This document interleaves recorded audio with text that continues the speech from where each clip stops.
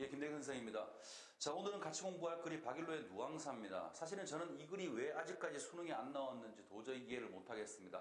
그만큼 중요한 글입니다. 선생님이 가사문학을 강의를 하면서 전기가사와 후기가사에 대해서 얘기한 적이 있습니다. 전기가사는 임진왜란 전에 쓰여진 가사들이고 후기가사는 그 이후겠죠. 자, 우리가 지금 보려고 하는 누앙사라고 하는 글이 전기가사와 후기가사의 교량점에 있는 글이라고 보시면 돼요. 그만큼 문학적인 의미가 매우 큰 작품이라고 얘기할 수가 있습니다. 일반적으로 전기가사라고 얘기하면 주로 관념적인 내용들이 많이 들어가 있죠. 예를 들어서 춤과 관련된 거, 효와 관련된 거 전부 다 관념적인 내용들이잖아요. 반면에 후기가사 같은 경우에는 실생활과 관련되어 있는 현실적인 이야기들을 굉장히 많이 합니다.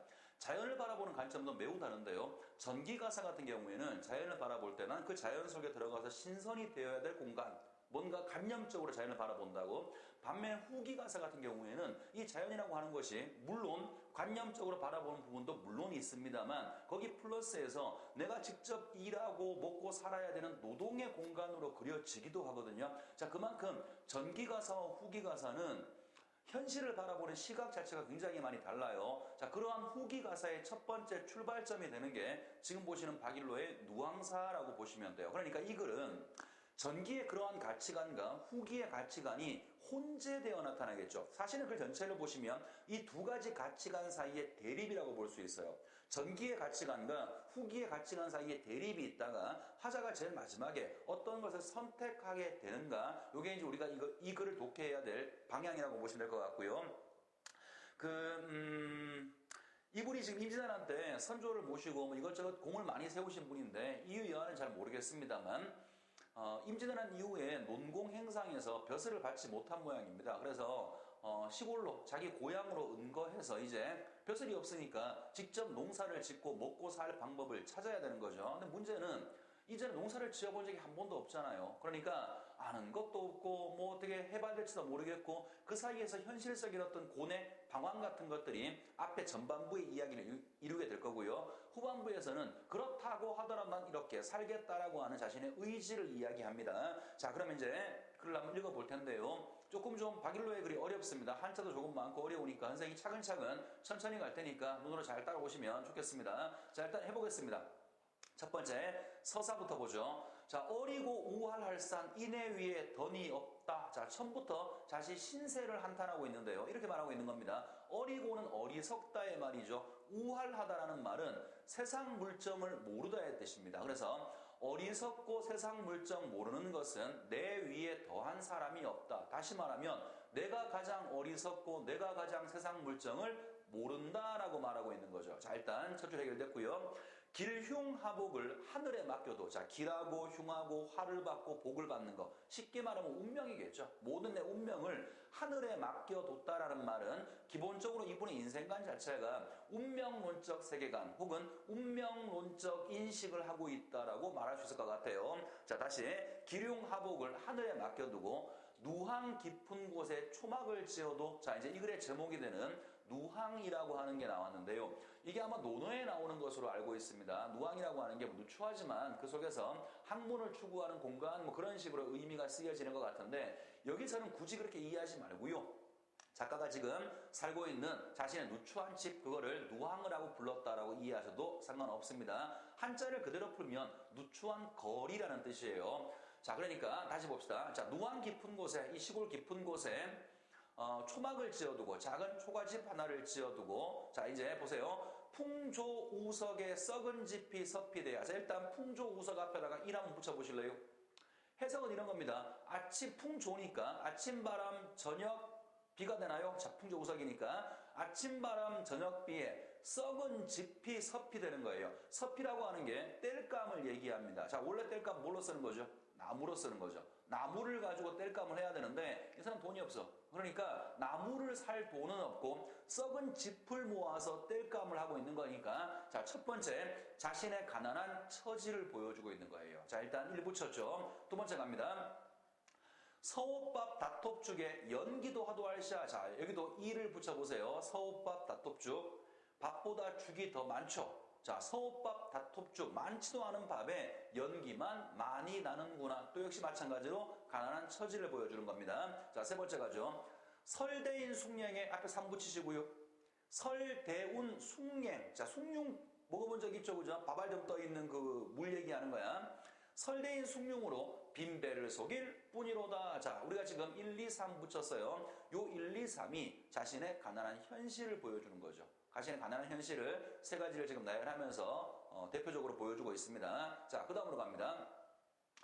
생애가 이러하다고 해서, 이러한 게 뭔데? 이렇게 가난하다고 해서, 내 삶이 이렇게 가난하다고 해서 장부의 뜻을 옮기겠는가? 자, 장부의 뜻, 내가 추구하는 이상이죠. 그러니까 지금 읽었던 요 단락 바로 전까지 나의 현실을 얘기해서, 가난한 현실을 얘기했고, 그 줄을 딱 바꿔서 내가 비록 이렇게 가난하다고 하더라도 나의 뜻, 내 이상은 바꾸지 않았어. 그러니까 이제 지금부터, 처음 시작부터 내 현실과 이상 사이의 갈등이 계속 이루어질 텐데요. 자, 지금 볼 부분은 이런 가난한 상황임에도 불구하고 내가 추구하는 이상이 어떤 건지를 얘기해 줄 거예요. 자, 보겠습니다.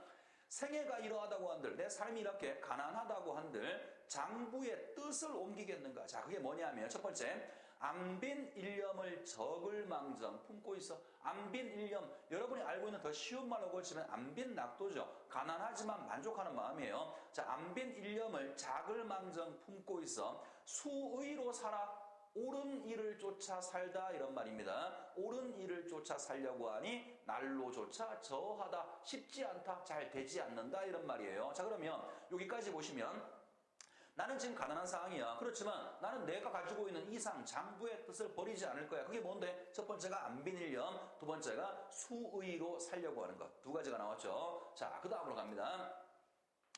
가을이 부족한데, 자, 또다시 단락을 바꾸면 다시 또 현실 얘기예요.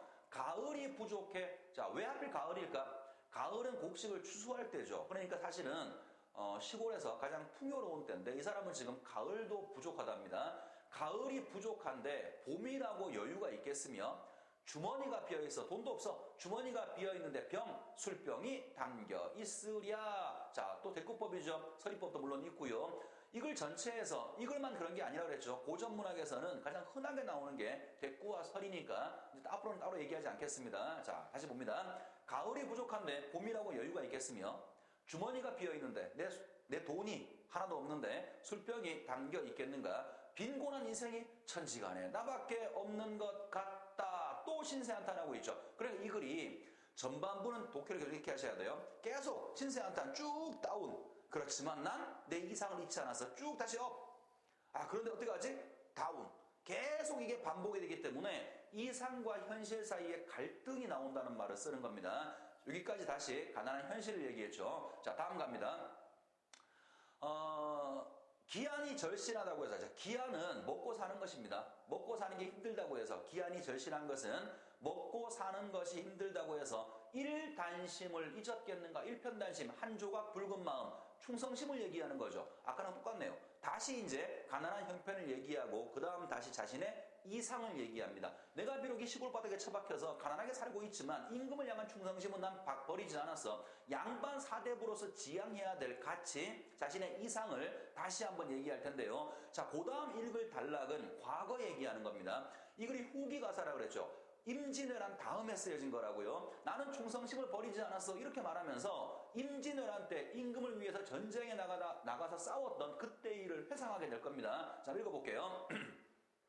분의 망신하여. 자, 의로운 마음에 내 몸을 잊었어. 의로운 마음에 내 몸을 잊고 죽고야 말겠다고 여겨서 우탁운항에, 우탁운항은 원래 주머니라는 뜻인데요. 그러니까 뭐 아마 전쟁에 참여한 것을 비유한 것 같은데 주머니에다가 무기를 넣고 참여했다라고 표현하거든요. 자, 보세요. 우탁운항에 주머니에 줌줌이 모아놓고, 자, 무기들을 하나하나 모아놓고 병가오제, 임진왜란 5년을 얘기하는 겁니다. 전쟁 5년 동안에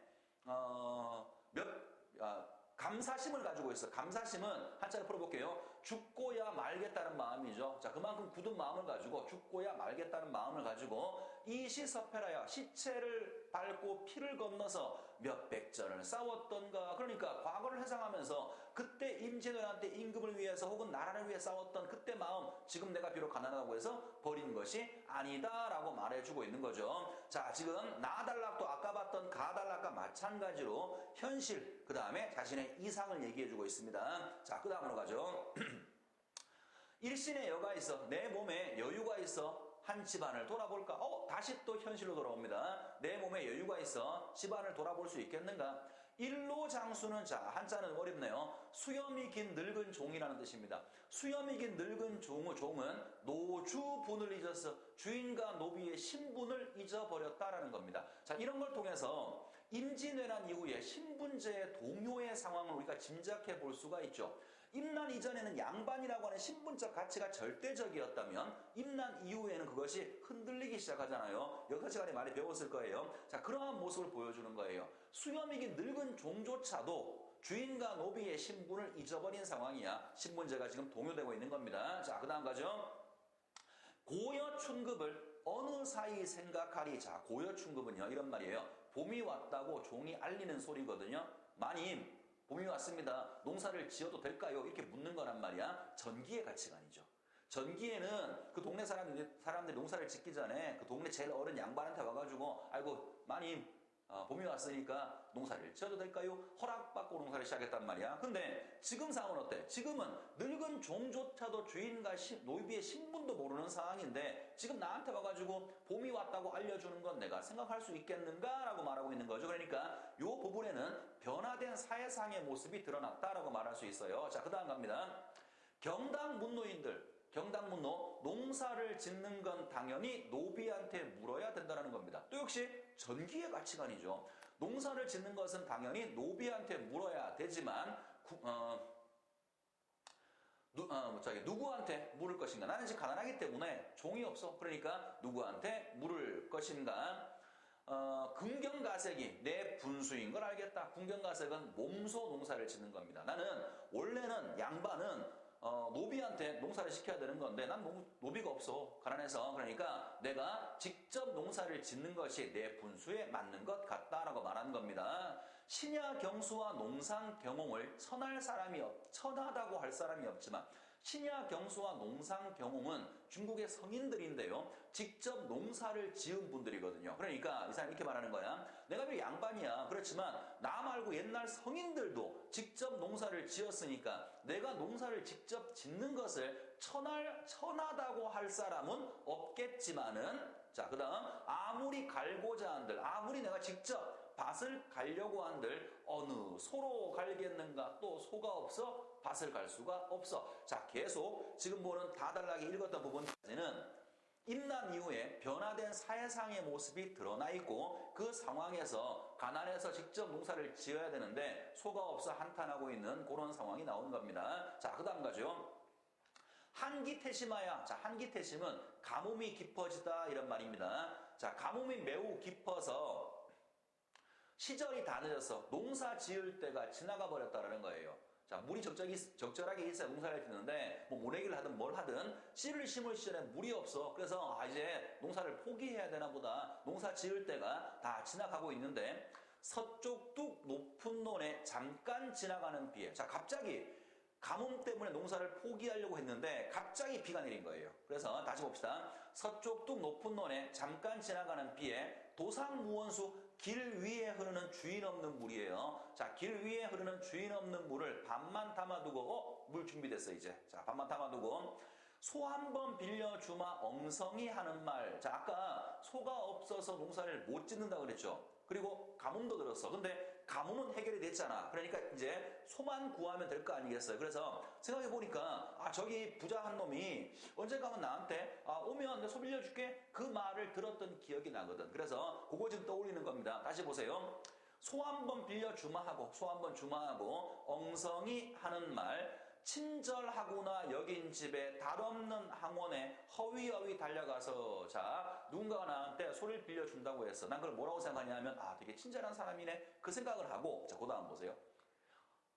달이 없는 항원에 허위허위 달려간다고 하죠. 허위허위는 바삐 이런 말이거든요. 빨리 가서 소리를 빌려와야 이 물이 있을 때 농사를 지을 거 아니야. 근데 또 언제 가요? 하필 또 해가 진 다음에 가죠. 그러니까 이 부분을 보면 다급한 마음도 있어요. 다급한 마음도 있고 동시에 해가 진 다음에 가는 거니까 양반으로서의 체면도 내세우고 있는 거죠. 양반이 남의 집에 가가지고 구차하게 물건을 빌린다고 하는 게 전기의 가치관에서는 거의 상상도 안 되는 일이잖아요. 그죠? 그러니까 그런 가치가 남아있는 거야. 내 마음은 급하기는 한데 남들 눈이 좀 보기가 그러니까 달이 없을 때 찾아가게 되는 겁니다. 자, 다시 보시죠. 친절하구나 여긴 집에 달이 없는 항원에 왜 갔지? 체면 때문에 허위허위 바삐 달려가서 뭐 때문에? 다급함 때문에 바삐 달려가서 굳게 닫힌 문 밖에 아득히 혼자 서서 큰 기침 아하미를 오래도록 한 후에 아하미는 이런 거 있죠. 그거를 오래도록 한 후에 자 지금부터는 표현 방식 잘 보셔야 돼요. 대화로 이루어질 겁니다. 대화로 소주인하고 화자 사이에 대화가 왔다 갔다 할 텐데요. 해석이 잘 안 되는 친구들은 이게 지금 누구 말인지조차 몰라요. 일단 이 부분 해석하실 때는 정확하게 이게 화자가 하는 말이구나 아니면 소주인이 하는 말이구나 구분해 둘 수 있어야 됩니다. 자 읽어볼게요. 어와 기인이시고 소주인이 하는 말이죠. 거기 누구이신가? 자 화자가 하는 말입니다. 염치 없는 나이옵니다. 다시 소주인이 말합니다. 초경도 거의 다 지났는데 자 밤도 거의 다 지났는데 어찌 와 계신고? 다시 화자가 하는 말이에요. 연년이 이러하기 매년 이러하기 구차한 줄 알지만은 소가 없는 가난한 농가에서 걱정이 많아 왔습니다까지가 또 화자가 하는 말이고요. 그 다음에 이제 소 주인이 다시 한마디 합니다. 공학이나 값이나 자 공짜로 주나 아니면 값을 받고 빌려주나 이런 말이에요. 자 공짜로 빌려주나 값을 받고 빌려주나 빌려주고 싶지만 빌려준직도 하지만 다만 어젯밤에 건너집에 저 사람이 목이 붉은 수기치 꽁입니다. 꽁 수기치 한번 동그라미 쳐놔보세요. 목이 붉은 껌을 옥지읍게 기름지게 구워내고 가득은 삼해주 좋은 술이에요. 술 삼해주도 동그라미 쳐보시고요. 가득은 삼해주를 취하도록 건하였는데 이러한 은혜를 어찌 아니 갚겠는가. 자 동그라미 친 부분은 선생님이 다음 단락에서 왜 쳤는지 설명을 하겠습니다. 어찌 아니 갚겠는가. 내일로 빌려주마하고 큰 약속을 했는데 실약 약속을 어기는 것이 불편하니 설마 사설이 말하기가 어렵구나. 자 보세요. 여기까지 소주인이 거절하고 있는 거죠. 완곡하게 거절하고 있어요. 너한테 빌려주고 싶은데 어제 옆집에 사람이 나한테 껌 한 마리 하고 술 한 병을 줬어. 내가 걔한테 빌려준다고 약속했으니까 너한테 지금 빌려주면 약속을 어기는 거잖아. 그래서 빌려주기가 좀 어려워라고 완곡하게 지금 거절을 하고 있는 겁니다. 그러니까 이제 그 다음 보세요. 사실이 그러하면 설마 어이할고 헌 모자 비스듬히 쓰고 축 없는 집신에 설피 물러나오니 풍채 적은 모습에 개만짖을 뿐이다. 소를 빌리러 갔다가 빌리지도 못하고 개망신당하고 돌아온 거라고요. 자 이제 마지막 부분은 뭐를 잘 보시냐면 화자의 태도를 잘 보셔야 돼요. 자 내가 가서 처음부터 빌려달라고 한 것도 아니고 나한테 와 빌려줄게 지가 먼저 말한 거야. 그래서 내가 양반 체면에 해질 때를 기다려서 찾아갔단 말이지. 그래서 사정을 했어. 그런데도 불구하고 핑계대면서 안 빌려주잖아. 나 같으면 확 불질러 버렸을 거예요. 이 사람 어떻게 해요? 어떻게 설마 어이할고 무슨 태도? 체념적 소극적인 태도예요. 되게 웃깁니다 이거. 이분이 임진왜란 때 무신이었어요. 칼 들고 싸운 분이라고. 그러니까 당연히 굉장히 의지적인 인물처럼 보여요. 그런데 이 글은 그렇지 않습니다. 이 글 속에서 현실을 대하는 작가의 모습을 보면 항상 운명론적인 체념, 소극적인 태도 그런 모습을 보이게 되거든요. 의지적인 거 하나도 없어요. 현실을 대하는 태도만큼은 현실에 대한 문제만큼은 의지가 1도 없습니다. 전부 다 소극적, 체념적인 태도인데 이 부분에서 명확히 드러났다라고 볼 수 있어요. 자, 아까 우리가 꽁 하나하고 수기치 3회주 동그라미 쳤죠. 그건 내가 다음 단락에 설명한다 그랬어요. 자, 다음 단락 갑니다. 와실에 들어간들 잠이 와서 누워 있겠는가? 와실은 원래는요 달팽이 집이라는 뜻이에요. 옛날 양반들이 자신의 집을 낮추어서 얘기할 때 흔하게 쓰는 표현입니다. 그러니까 해석을 해보면 자 집에 들어간들 이런 말이에요. 우리 집에 들어간들 잠이 와서 누워 있겠는가? 북창에 비스듬히 앉아 새벽을 기다리니 무정한 대승, 자 대승이 오디세라고 하는 새랍니다. 새 이름이래요. 무정한 대승은 나의 한을 돋우는구나. 자, 이 부분 잠깐만 좀 봅시다. 내가 멀쩡했는데 아무 생각이 없었어. 근데 오디세의 소리를 들으니까 갑자기 한이 막 생기네? 이랬다면 오디세는 어떤 감정을 불러일으켜 매개체가 되는 거죠. 근데 이거를 보세요. 그 오디세의 새소리를 듣기 전부터 이미 나는 마음속에 한이 있었어. 그런데 오디세의 저 소리를 들으니까 내 한이 더 돋운다라고 표현하고 있죠. 내가 요만큼 있던 한이 저 새소리를 들으니까 이만큼이 되어서 이런 말이지. 그러니까 여기서 오디세의 역할은 뭐냐면 화자의 정서를 심화시키는 역할을 하게 되는 겁니다. 다시 보죠. 무정한 오디세는 내 한을 돋우는구나. 종조 주창하야. 자, 아침을 기다려서 먼 들을 바라보니 즐기는 농가. 자, 평소에는 내가 즐거워했던 농민들의 노래라는 뜻입니다. 노동요. 자, 평소에는 즐거워했던 농민들의 노래도 흥이 없이 들리는구나. 세상 물정 모르는 한숨은 그칠 줄을 모르는구나. 자, 이제 요것 때문에 앞에 두 개를 동그라미 친 거예요. 소를 빌리러 간 사건이 이 사람한테 어떤 하나의 계기가 됩니다. 어떤 계기냐면 지금 나왔죠. 세상 물정을 아는 계기가 되는 거예요. 무슨 말이냐면 말로만 되는 게 아니라 뭘 빌리러 가면 적어도 대가를 가져가야 되는 거구나. 그게 세상의 인심이구나. 그런 걸 알게 된 거고요. 아까 그 소 주인의 말에서 은근히 대가를 요구하고 있어요. 뭘 요구하고 있냐면 네가 나한테 소를 빌리려면 적어도 꽁 한 마리, 술 한 병 정도는 가져와야 내가 빌려주지. 빈손으로 누가 빌려줘. 그걸 지금 집에 돌아와서 알게 된 거예요. 그놈이 나한테 얘기했던 게 그게 그만큼 값을 내라는 말이구나라고 알게 되고 자기 가슴을 치면서 내가 세상 물정을 참 몰랐구나라고 한탄하고 있는 거죠. 이걸 처음 시작할 때 첫 번째 서사 부분에서 어리석고 우할할산 기억나요? 우할하다라고 하는 게 세상 물정을 모른다고 표현했었죠. 똑같은 거예요. 여기에 와서 이제 소를 빌리러 간 그 사건을 계기로 내가 참 세상 물정을 모르는 사람이구나 자신의 모습을 인식하게 된 겁니다. 자, 그 다음 가죠. 아까운 저 소배는, 자, 소배도 동그라미 치시고요. 별표 하나 해보세요. 아까운 저 소배는 벽보님도 좋구나. 자, 소배는요 본 적이 없어요. 밭을 갈 때 쓰는 농기구랍니다. 아마 추측해보면 소 뒤에 이렇게 묶어가지고 밭을 갈 때 쓰는 거 본 적은 있죠. 드라마에서. 자, 아까운 저 소배는 벽보니 날도 잘 갈려있다 이런 말이에요. 아까운 저 소배는 날도 잘 갈려있구나. 가시 엉킨 묵은 밭도 쉽게 갈겠지만 허당 반벽에 쓸데없이 걸려있구나. 자, 소가 없으니까 제가 아무리 날이 잘 갈려있다고 하더라도 준비되어 있다고 하더라도 소가 없으니까 쓸데가 없어. 이렇게 말하고 있는 거죠. 자, 왜 저걸 동그라미 쳤냐면 저 소배라고 하는 게 하자의 모습을 대신 보여주는 객관적 상간물일 수 있거든요. 자, 화자 같은 경우에 임진왜란때 임금까지 모시고 피난까지 갔던 사람이니까 나름대로 능력이 있는 사람이에요.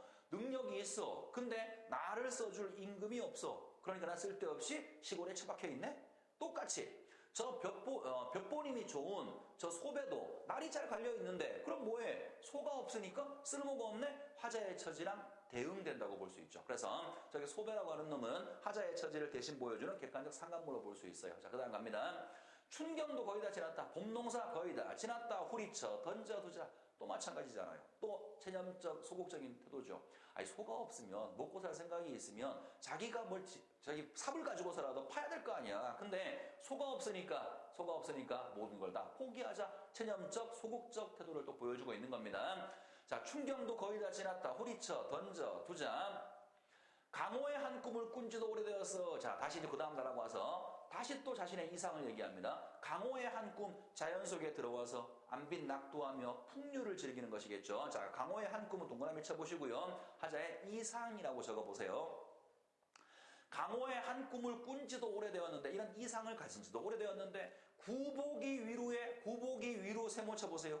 가난하다의 뜻입니다. 먹고 사는 게 힘들다 이런 말이에요. 자, 가난하기 때문에 잊어버렸다. 또 뭐예요?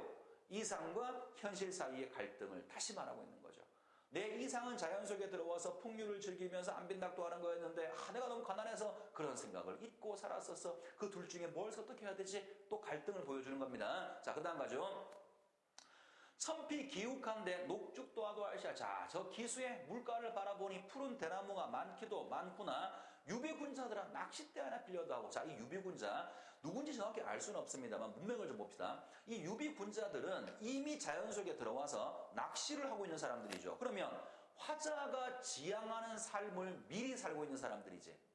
유비군자, 잘 생각해보세요. 유비군자들은 이미 자연 속에 들어와서 낚시를 하고 있는 사람들이니까 그 사람들한테 나한테도 낚싯대 하나 빌려달라고 말한 거잖아. 그래서 여기 나오는 유비군자들은 풍류의 선배들이라고 말할 수 있어요.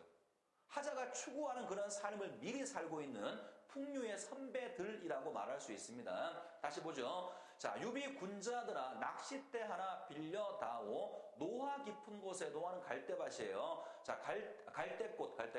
자, 갈대꽃 깊은 곳에 명월청풍과 벗이 되어서, 명월청풍 말 그대로 달과 바람이니까 여기서는 자연을 비유하는 말이겠죠. 다시 봅니다. 갈대꽃 깊은 곳에 자연과 벗이 되어서 임자 없는 풍월 강산에서 절로절로 늙고 싶다. 또 자신의 이상 소망을 말하고 있습니다. 무심한 백구야, 오라고 하면 말라고 하겠느냐. 자, 갈매기야, 내가 오라고 하면 말라고 하겠느냐. 다툴 사람이 없는 곳은 다만 이곳인가 여기노라.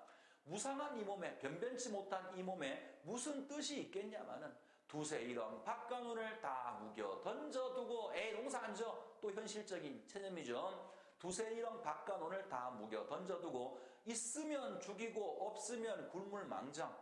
남의 집, 남의 것은 전혀 부러워하지 않겠다.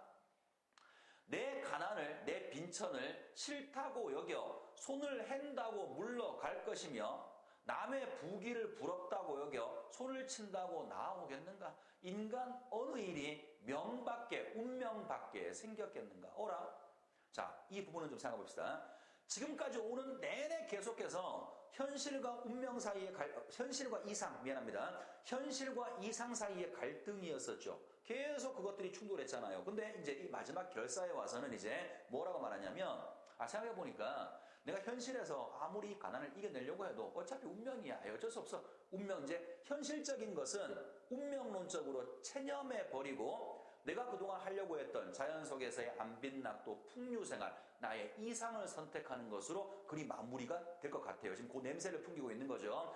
자, 4 부분은, 지금 봤던 이 부분은 한 번만 더 읽고 다음 달로 넘어가겠습니다. 하자가 현실과 이상 중에 무엇을 선택하는지 명확하게 보시고, 하자가 지향하는 이상이라고 하는 게 도대체 뭘 말하는 것인가 나오는 것들이 있으면 확인하셔야 됩니다. 자, 볼게요. 무상한 이 몸에, 변변치 못한 이 몸에 무슨 뜻이 있겠냐마는 두세 일원 박간운을 다 무겨 던져두고 있으면 죽이고 없으면 굶을 망정. 남의 집, 남의 것은 전혀 부러워하지 않겠다. 내 가난을 싫다고 여겨 손을 핸다고 물러갈 것이며, 남의 부귀를 부럽다고 여겨 손을 친다고 나오겠는가? 인간 어느 일이 운명밖에 생겼겠는가? 빈이무언을 어렵다 하지만, 빈이무언, 혹 모르는 학생들이 있다면 이 단어 꼭 기억하시기 바랍니다. 빈이무언, 빈 가난해, 그러나 무원 원망하지 않다의 뜻입니다. 가난하지만 원망하지 않다. 안빈낙도랑 같은 뜻으로 보시면 되고요. 이 사람이 추구하는 이상입니다. 자, 일단 빈이무언은 동그라미 쳐보세요. 이분이 추구하는 이상이에요. 자, 빈이무언을 어렵다고 하지만 내 삶이 이러하다고 해서, 내가 가난하다고 해서 서러운 뜻은 없다. 단사표음, 이것도 좋기 여기노라. 단사표음도 동그라미 쳐보시고요.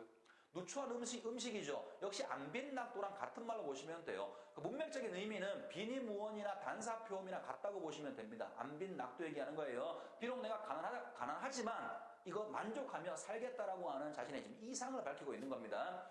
단사표음도 좋기 여기노라. 평생의 뜻이 옴포에는 없어. 옴포에는 세모 한번 쳐보세요. 하자가 지양하는 가치죠. 속세의 가치예요. 잘 먹고, 옴포니까 따뜻하게 옷을 입고 배불리 먹는 겁니다. 그러니까 나는 안빈낙도하며 살 거지, 내 생의 뜻이 배불리 먹고 따뜻하게 옷을 입는 부자가 되는 게 아니야. 옴포는 내가 지양하는 거라고 말하고 있죠. 보시면 지금 동그라미 친 거하고 세모 친 거하고, 동그라미 친 것들은 하자가 지향하는 이상이 되는 거고요. 세모 친 것 모두 다 지양하는 가치가 되겠죠. 다시 갑니다. 평생의 한 뜻이 옴포에는 없다. 태평천하에 충효를 이를 삼아, 충효 동그라미, 또 하자가 지향하는 이상입니다. 충과 효를 이를 삼아 화형제 신붕우, 화형제 동그라미, 신붕우 동그라미, 한자 그대로죠. 형제 간에 화목하게 지내고 친구 간에 신의 있게 지내는 것, 이것을 왜다 할 사람, 잘못됐다고 할 사람이 누가 있겠는가? 그 밖에 남은 일이야 생긴 대로 살겠다. 남은 일 세모 쳐보시고요. 그러니까 마지막은 이제 내 이상과 내 현실 사이에서 내가 뭘 선택했느냐? 이상을 선택했어. 나는 현실 속에서 잘 먹고 잘 사는 거 관심 없어. 난 오직 자연 속에 들어와서 안빈낙도하면서 충효하고 화영제하고 신붕우하며 살 거야 라고 하는 자신의 이상에 대한 어떤 포부를 밝히면서 글을 마무리 지었다라고 볼 수가 있습니다. 그래서 이거를 보시면 아까 선생님 처음 시작할 때 전기가사와 후기가사의 교량점이 된다고 했을 거고요. 현실적인 문제를 다룬다 그랬죠. 그렇잖아요. 그죠? 자신의 가난한 현실적인 문제를 쭉 얘기하면서 그 현실은 지금 이러하지만 내가 그동안 배워왔고 내가 추구해야 될 가치는 이런 거야. 어떡하지? 그 얘기가 계속 서사와 본사에 쭉 나오다가 마지막 결사에 와서는 어쩔 수 없어. 현실적인 문제는 안 빈낙도할 거야. 때려치고 나는 오직 내가 지향하는 이상을 추구하며 살 거라고 하는 포부를 밝히고 그를 마무리 지은 겁니다. 여기까지가 누앙사의 내용이라고 볼 수 있고요. 그동안 공부했던 전기 가사에 비해서는 조금 좀 어렵습니다. 수업이 끝난 다음에 지문을 보시고 꼼꼼하게 일단 먼저 해석부터 한번 해보시고 단락별로 이런 게 중요했었구나 확인하시면 될 것 같아요. 수고 많았습니다.